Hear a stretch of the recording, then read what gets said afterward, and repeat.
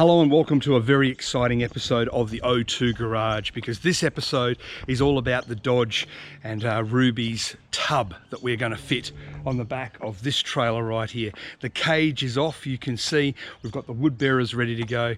What we have to do is head towards Tailem Bend to Luke's property of Broady Express, pick up the tub, chuck it on the back, drive to Port Augusta, and it is going to be the stuff that dreams are made of.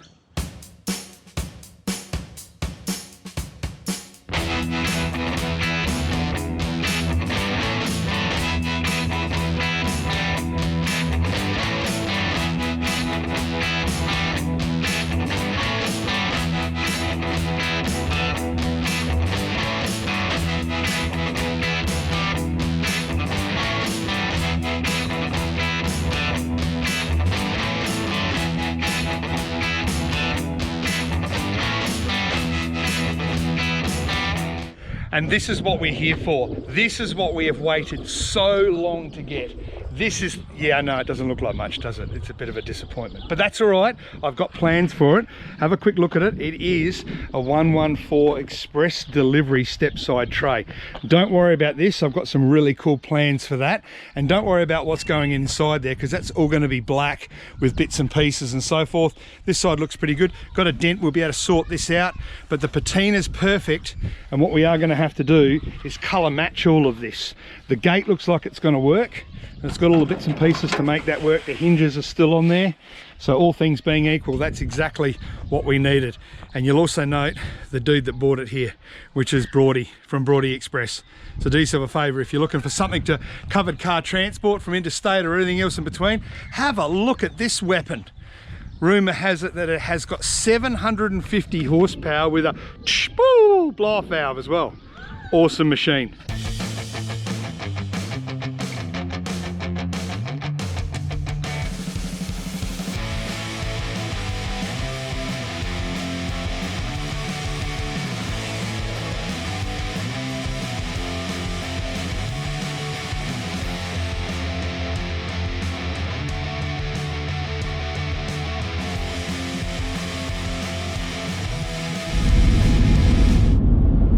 So we've finally got it strapped down on the back, and a big thanks to Luke and also to Reese, who helped me out put it on. I actually go back a fair way with Luke and Reese in drifting days.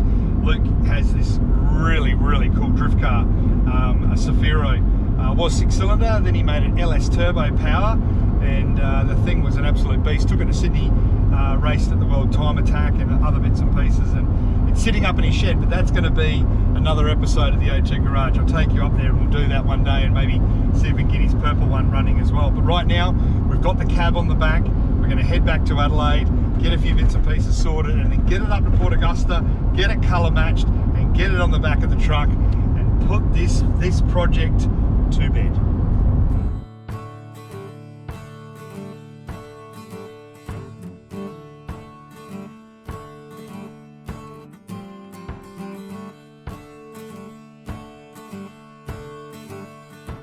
Here it is, we finally have the tub back up in Port Augusta, and the next step is going to be a very simple one. I'm going to go around and neutralise all the rust, and there's a fair bit of it on here.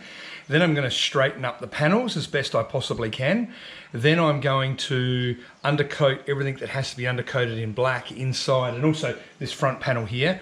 Then I'm going to fit it to the truck, and then I'm going to start colour coding in that order. And I think that's going to be the best way to be, because we've got to free up the trailer as well. So first step is going to neutralise the rust, and then we go on from there. And I might even need to widen those guards, because I don't think it's going to fit the tyres, but we'll have to take some measurements on that.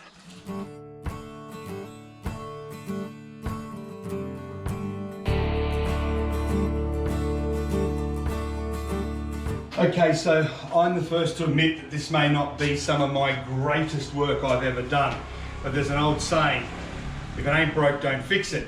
This seems to be working, it seems to be okay, but the most important bit is, on my own, I need to get the trailer out. And look, yes!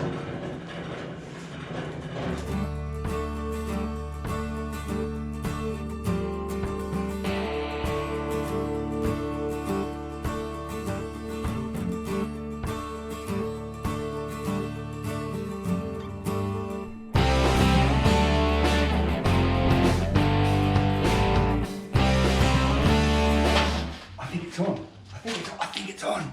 That's it. I actually think that is on. I've got a couple of bolts in the back and it's sitting on there. The tub is on. Yes.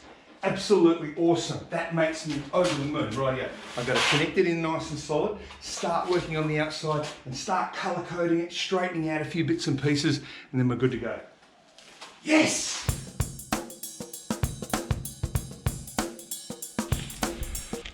We are going to colour code the back half of the tub that we now have on the Dodge to the front half. This baby blue paintwork with that patina and lovely rust holes. Don't worry about that, because this is what we have to focus on.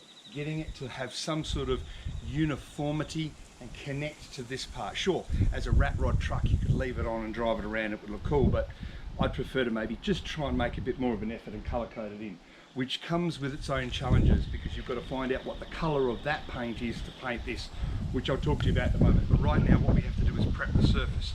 Now there's a number of different ways you can prep this surface. The biggest issue we have prepping the surface here is obviously we have surface rust and we have damage. You can see the rust we've got here. We've got a bit of buckling as well and a little bit more surface rust down here.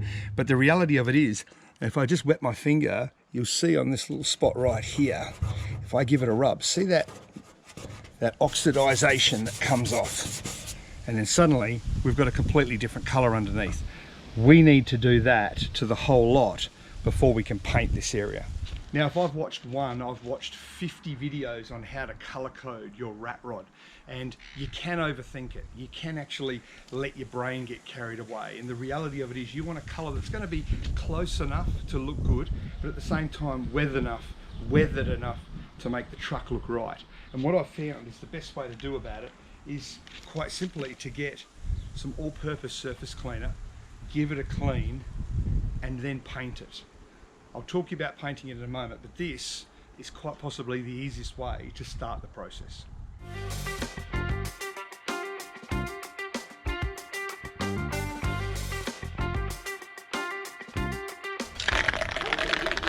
So with our panel now prepped like this, we can pop a bit of paint on it, well, at least the first coat, because it's going to take a couple of coats. There'll be like a light dust, then something a little bit more substantial, and then the last coat. So I try and sort of say it's almost like 1 3/4 coats.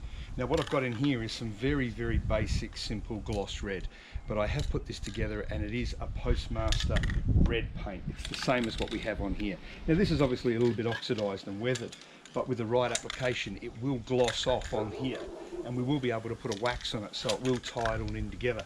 But right now, let's put a dusting coat on.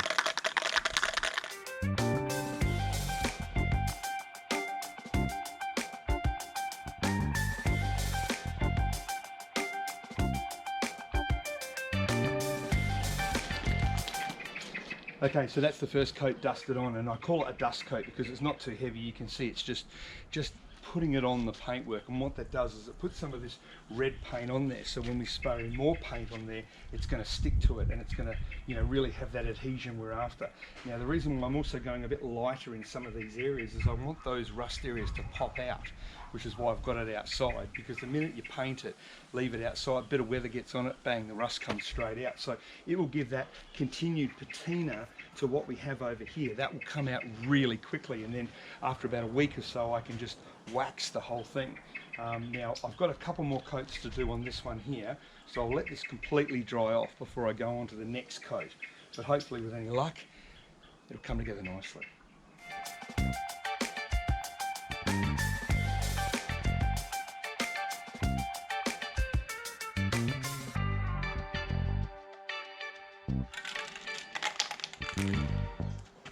Okay, well that's coat number 2, and you can see after coat number 2's gone on, it's starting to blend in. Probably needs another one just to knock off a bit more of that blue, but I reckon it's starting to come together pretty good.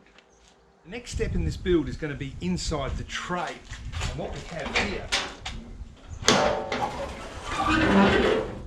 the back of it here is an absolute mess. Now what I was going to do originally was I was going to put some wood down in here, cover this in wood at the base, but I'm running a bit short of time, and to get the wood into the base it's going to be a bit hard. I've got to cut it, I've got to put it in, but there is, running around the edge, there's a lip all the way around. And what I can do is put like a subfloor in, if that makes sense, on top. So the wood, instead of being down here, I can actually put it in up there. And if I secure it in with a couple of lugs and bits and pieces, it won't bounce around and fly out. And that will be a quicker and easier way to get this dressed up. So that's what I'm going to do.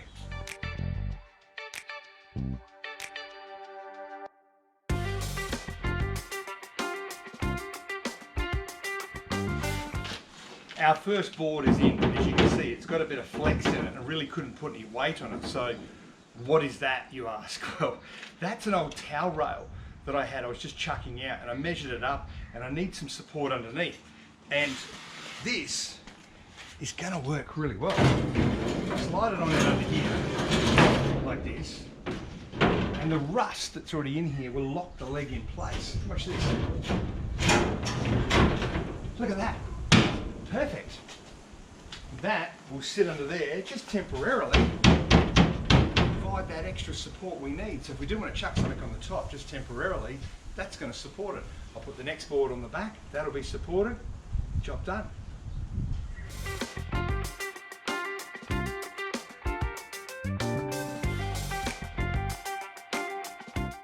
Hello, welcome back to the O2 Garage, and we are in the O2 Garage for a first time in a real long time. And we are, or I am, head down, bum up, getting this Dodge truck finished. I'm only a couple of weeks away from the Adelaide Auto Expo, where we've got to put it on display for the first time. And I have to now shift my focus to the rear tub, where we've put wide wheels, and we need to now widen the guards to cover those wheels, because here in South Australia, you can't have tyres that stick outside of your guards, which sucks because sometimes that looks good. However, what I have got is one of the guards here ready to go, all prepped and ready, and what I have to do is where this joins onto the body, this is where I need to put an extension. And the extension I need is going to be about approximately 10 mil, thereabouts. So look what I found. So 10 centimetres. This is what I've got right here. This is garden edging. It's galvanised garden edging. And what I'm going to do is I'm going to actually make up a spacer as wide as that, that's going to go onto this guard and then onto the body of the tub. But in order to do that, it's not going to be just a straightforward thing, because this is just a roll of metal.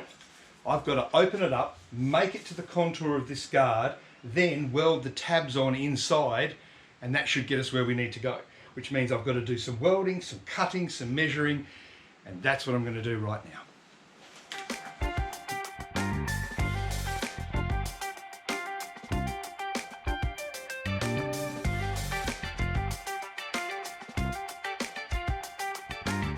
After much bending and measuring, you can see I've got two pieces of steel that are almost identical in every way. You can see we have that rear curve, we also have the front curve here. All of the spaces are now measured out for where the tabs have to go. So all I have to do is now make the tabs, make the holes, and weld them on.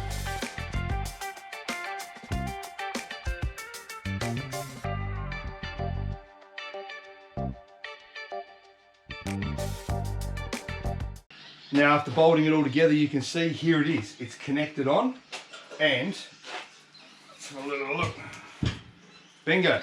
There's our guard extension. You can see from the side there how it extends this guard. It just follows the contour all the way around. And the cool thing is, it's not perfect. It's not designed to be perfect because it's going on a rat rod. So it needs lumps and bumps and a little bit of ill fitting across the board. But what it does do is to make that guard barrel a whole lot bigger to cover those extra wide wheels. Now what I'm going to do when I get up there is I have noticed that the red paint that I've been using, this really cheap stuff I bought down here in Adelaide, is not the same colour as the paint that I've got up there.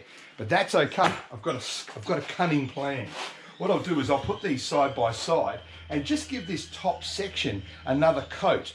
And if I do it all together, then it will look like it's supposed to be that colour. So all things being equal, I'm really happy with the way this has come up. So I think that's job done.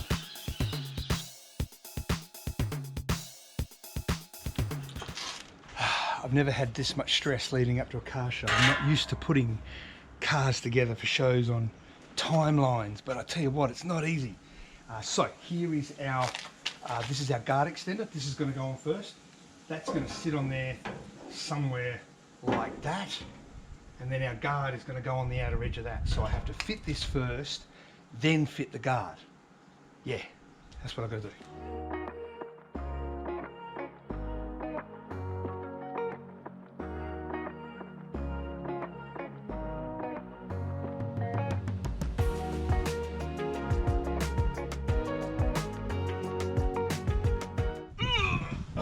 Okay, so you're probably wondering right about now, why am I taking these rims off if they're supposed to be on the truck and putting the old split rims back on? Well, the reality of it is these are off of an F100, so their offset is a lot more aggressive than these standard wheels here.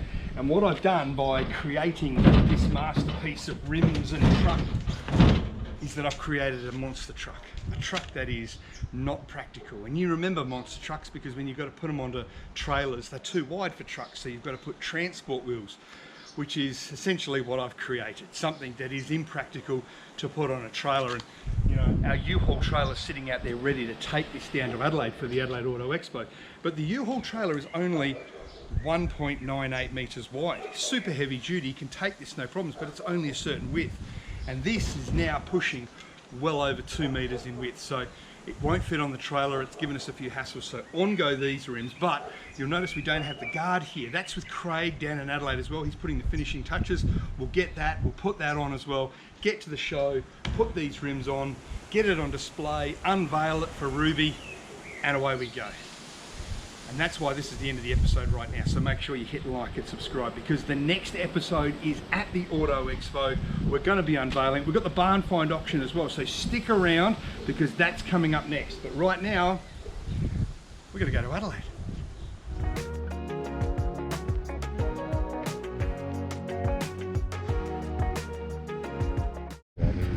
So, Reese, what do you think of the project so far? Oh, mate, I think it's going to turn out beautiful. Do you?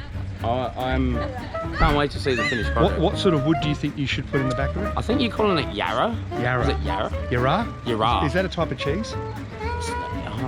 No, I think, isn't that Jarlsberg or something? Like, I don't know.